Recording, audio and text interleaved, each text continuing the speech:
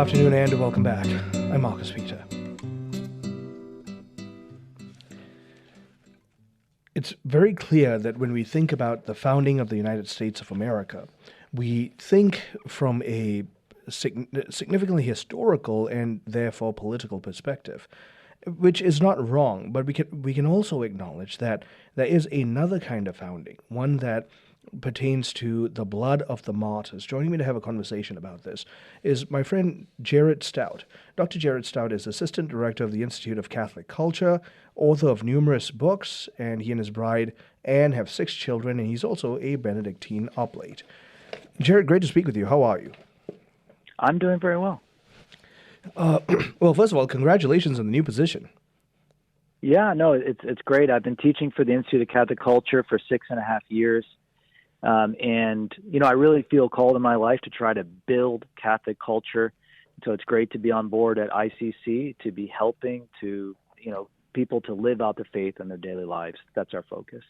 Well, they're very blessed to have you there, as I know you are very blessed to be a part of their mission. Let's talk about the founding of the United States and your meditation about America's proto-martyr and therefore the blood of the martyrs in our founding. Yeah, with this big anniversary that we just celebrated, and we're still in that centennial year, 250 years from 1776, there's a lot of focus on, of course, the political founding of the United States. And we might even say that's where the body of our nation comes from, at least in part. But what about the spiritual founding? What is the soul of America? And I think some people might say, well, it's the ideals of the founding, life, liberty, the pursuit of happiness. But Catholics, I hope, can see deeper than that and to say there are many men and women who came into the territory of the United States from Europe, from Mexico, from Canada, to try to bring the faith here. And, the Catholic Church, because it's not a sect, it never just thinks that it exists for its own members. If we are the Church of Christ, we exist to sanctify the whole world. And so the Catholic Church in the United States exists to sanctify this place here for the glory of God. And the martyrs, therefore, are the spiritual founders of our nation. As spiritual founders of the nation, just share with us how what they did goes hand in hand with the kind of social and political founding of the nation as well. Yeah, we can look all the way back to America's first martyr, the proto-martyr, Father Juan de Padilla. He was actually traveling with Coronado, and Coronado was looking for cities of gold, right? And they went all the way up to Kansas, realized there weren't any cities of gold up there. But Father Padilla said, okay, but what I found here are people who need the gospel. And so Coronado went back to Mexico, and Father Padilla stayed in modern-day Kansas and ended up giving his life as our very first martyr. And we can look at many others. We have the beatification coming this year of the Georgia martyrs, Franciscans who established missions in the state of Georgia. The Florida martyrs are not far behind them, and really the Georgia martyrs are part of the Florida martyrs, but the Florida martyrs went all the way up to Virginia, but also, of course, within the state of Florida itself. We have the North American martyrs who came down from Canada. And all of these people, they didn't give their lives for, France or for Spain. They gave their lives for Christ the King. They wanted Christ to be the king of the peoples of this place. And as we know, the blood of the martyrs is the seed of the church. And the church has flourished here. We might be a minority in the United States, but we're a very strong minority. And we are doing our best to serve all the people of this place. Share with us about the heritage of the La Florida martyrs. It's really an amazing story, and I think it's one that we're going to be telling much more. They were martyred between 1549 and 1715. The first one was Father Cancer, or however you would pronounce it, right? But I'm sure in America we're just going to be calling him Father Cancer. He was a Dominican who came ashore and was martyred. But, they're actually going to be named after a layman.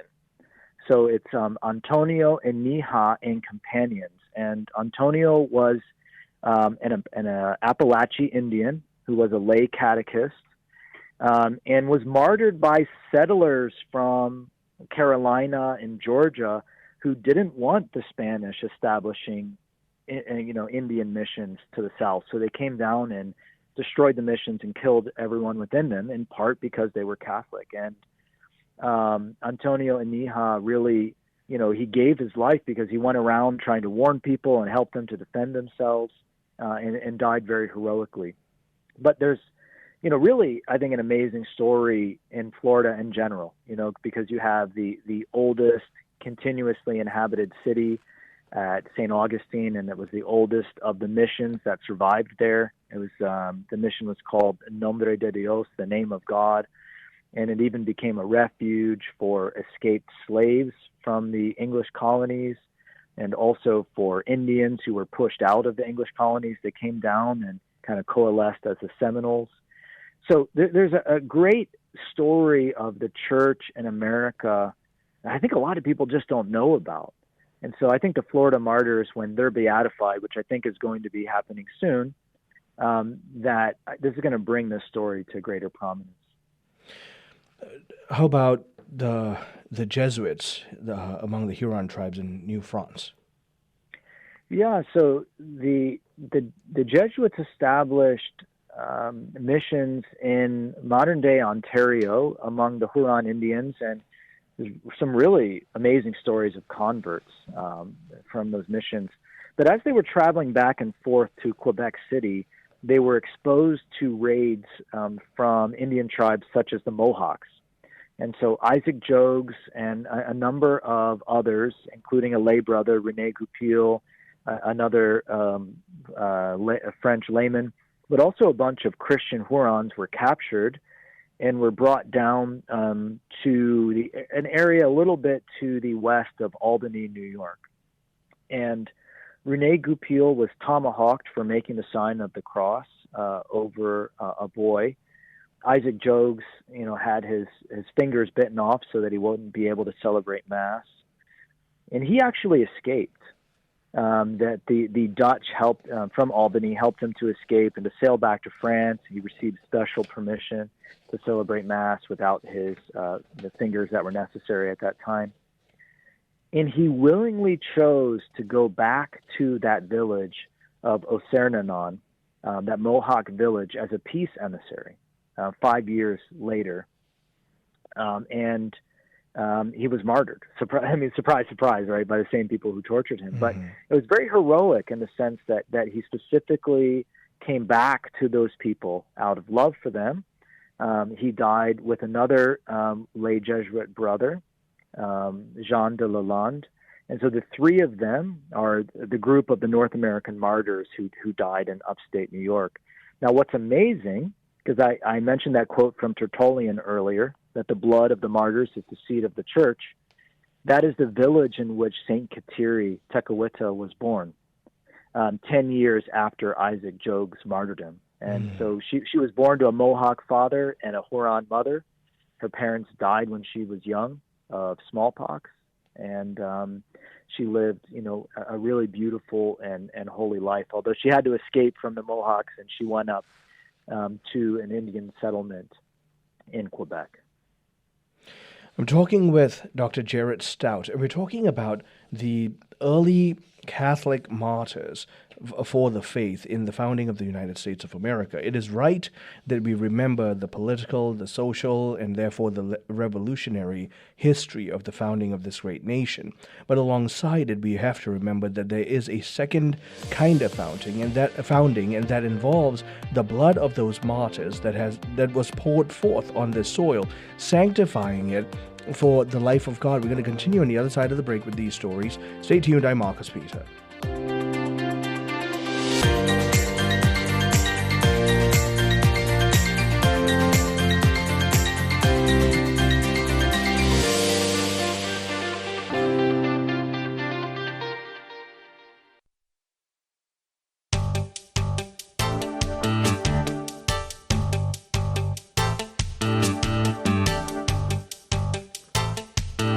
Good afternoon and welcome back. I'm Mark Speed. I'm talking with Dr. Jared Staudt.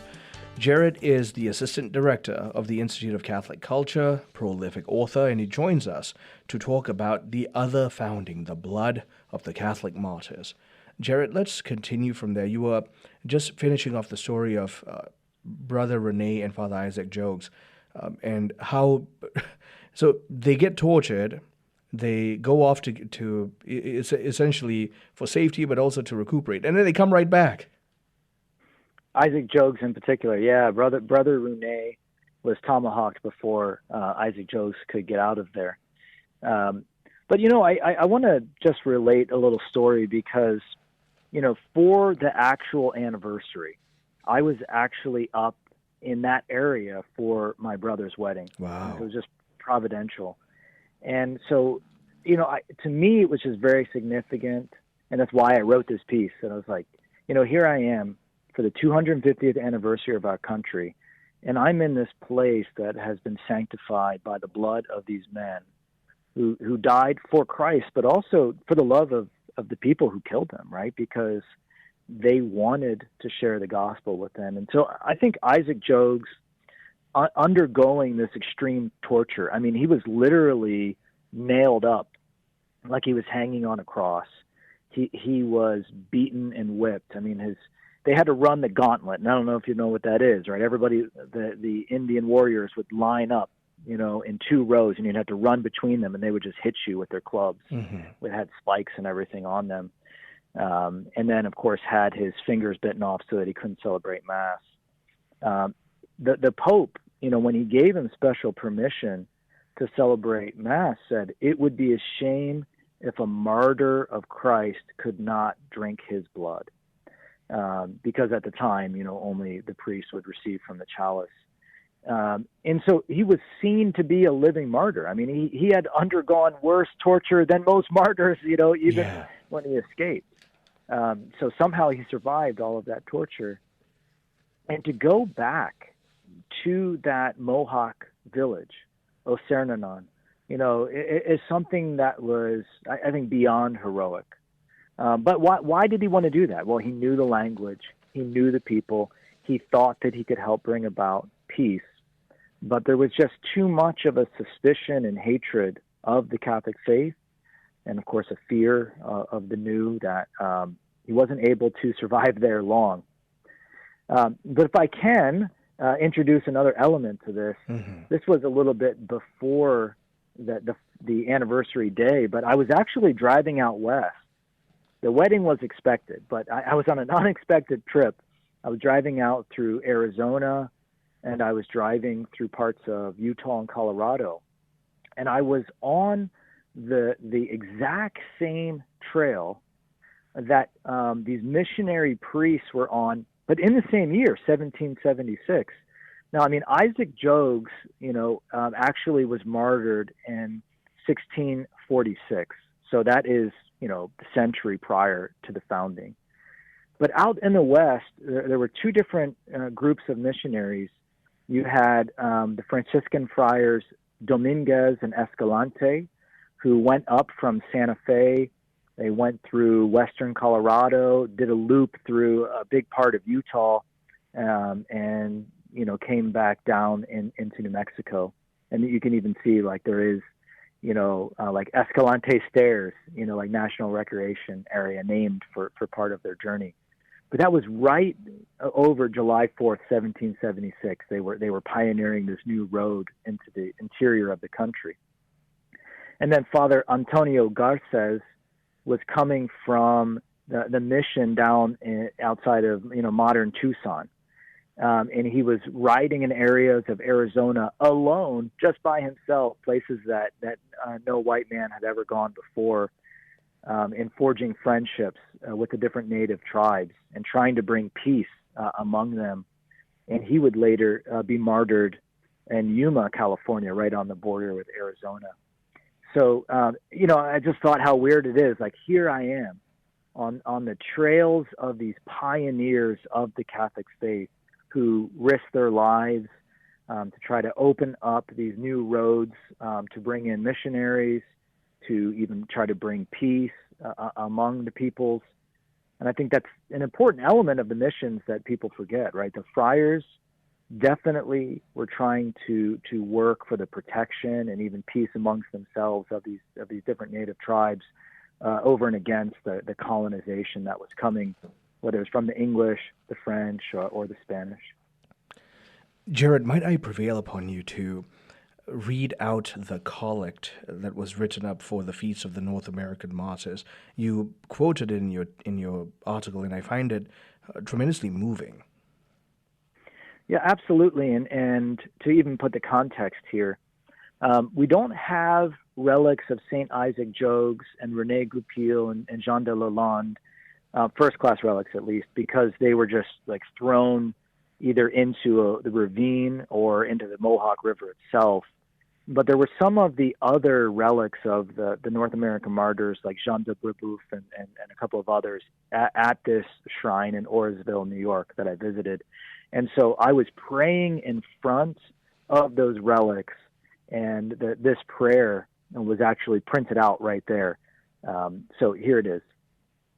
O God, who didst consecrate the first fruits of the faith in the northern regions of America by the preaching and blood of the blessed martyrs Isaac, John, and their companions, vouchsafe unto us, we beseech thee, that through their intercession the fruitful harvest of Christians may everywhere daily receive an increase. Through Christ our Lord. Amen. And what really struck me about that, I think there's a number of things, but it reinforced in my mind this idea of the spiritual founding, because it's saying that their blood consecrated the first fruits of the faith, right? And we see that like in St. Kateri, for example. But what it also said, which is very important to me, is that their work continues. May this harvest right now, today, that we are continuing, receive an increase. So I think both aspects of that prayer are so powerful. Can you comment on how determined all of these martyrs were to the sanctification of the land that they were entering into and that they were inheriting, and how that stands as a kind of compelling witness for us Catholics to not take for granted the blessing we've been given in this nation and to work towards its ongoing sanctification for the glory of Christ? Absolutely. I just edited a book called The American Catholic Land Movement. And in the introduction, I lay out the martyrs and these early missions as essential in the sanctification of the United States, not just as part of this land movement, but as what we've inherited today. So I would say a missionary at this time, whether you were a Franciscan coming from Mexico or you were a Jesuit coming down from Canada, I mean, they knew that they were putting their lives on the line. I mean, even aside from the torture, and you can read like the Ignatius Press book, Saint Among Savages, which I think they just renamed Saint Among the Mohawks. But I mean, just the difficulties of food, of dealing with the weather, the difficulties of travel, of learning, these very difficult languages that were obviously so foreign to them, of, the constant fear, right, of martyrdom, which was such an ever-present reality for them. It is nothing short of heroic. But, it goes beyond that, because heroism is something that we might say, well, it's so difficult, but I might find the courage to do it. And then we'd say that's heroic, even like firefighters and soldiers, right? They're very heroic. But I think what these martyrs did is divine in the sense, right? It is that the love of Christ was burning in them. And they wanted to repeat the work of the crucifixion in these places, right? I mean, Jesus died once and for all. It's not like he needs our sacrifice, but he does invite it. And even if we're not shedding our blood today, we make sacrifices through our prayer, through our little sacrifices, that absolutely does sanctify our home, our parishes, our communities, our families, even if they're distant, they're fallen away from the faith. we need to be like these martyrs. Okay, and even if we're not going to have our blood be poured out like theirs, they're a model for us to say that Jesus is calling me here in this place, in this community, and I do need to be a martyr, that is, a witness, because that's what the word means. And that my prayers and my sacrifices, they do make the cross of Christ present in a way that sanctifies me and those around me. So I think we absolutely can follow in their footsteps today. And in following their footsteps, that's going to look different, like you've rightly highlighted, for all of us. Given that we've just passed the semi-quincentennial celebration of the signing of the Declaration, can you offer an exhortation to all of our listeners right now that this is the land that Christ has gifted us, called us to be a part of, and so we have a role to play here? Well, I mentioned the original title of the biography of Isaac Jogues, Saint Among Savages. But, our country right now is more savage than the Mohawks, right? Because we're killing our own children, we're mutilating our children through these gender surgeries, and we're sapping our souls, through modern media and technology. And all of these things often feel very advanced to people. They're savage, right? And so we need to be that saint among the savages of today, offering our lives, our prayers, and our sacrifices to make this place holy for the Lord. Jared, as usual, thank you for your salience and for your diligence in commenting on these issues. My guest has been Dr. Jared Staudt, Assistant Director of the Institute of Catholic Culture, and he's been talking about the blood of the Catholic martyrs and how we can contribute to its sanctifying the U.S. for Christ. I'm Marcus Peter.